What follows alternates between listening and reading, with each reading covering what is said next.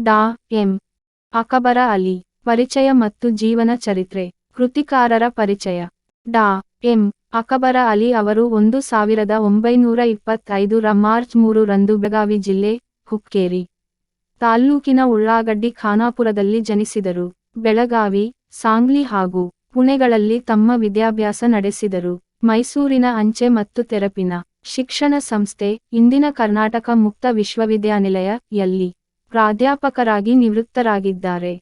ಡಾ ಅಕಬರ ಅಲಿಯವರು ವಿಶ್ವಸಿಂಧು ಎಂಬ ಅಷ್ಟಷಟ್ಪದಿಗಳ ಸಂಗ್ರಹವನ್ನು, ನವಚೇತನ, ಗಂಧಕೇಶರ, ಸುಮನ ಸೌರಭ ಎಂಬ ಕವನ ಸಂಗ್ರಹಗಳನ್ನು, ಅವ್ವ ಎಂಬ ಚುಟುಕುಗಳ ಸಂಗ್ರಹವನ್ನು, ನಿರೀಕ್ಷೆಯಲ್ಲಿ ಎಂಬ ಕಾದಂಬರಿಯನ್ನು ರಚಿಸಿರುವರು. 1989 ರಿಂದ ಕರ್ನಾಟಕ ವಿಧಾನ ಪರಿಷತ್ ಸದಸ್ಯರಾಗಿದ್ದರು. ಇವರಿಗೆ ಕರ್ನಾಟಕ ಸಾಹಿತ್ಯ ಅಕಾಡೆಮಿ ಪ್ರಶಸ್ತಿ ಲಭಿಸಿದೆ. ಈ ಕವನವನ್ನು ಅವರ ತಮಸಾನದಿ, ಎಡಬಲದಿ ಎಂಬ ಕವನ ಸಂಕಲನದಿಂದ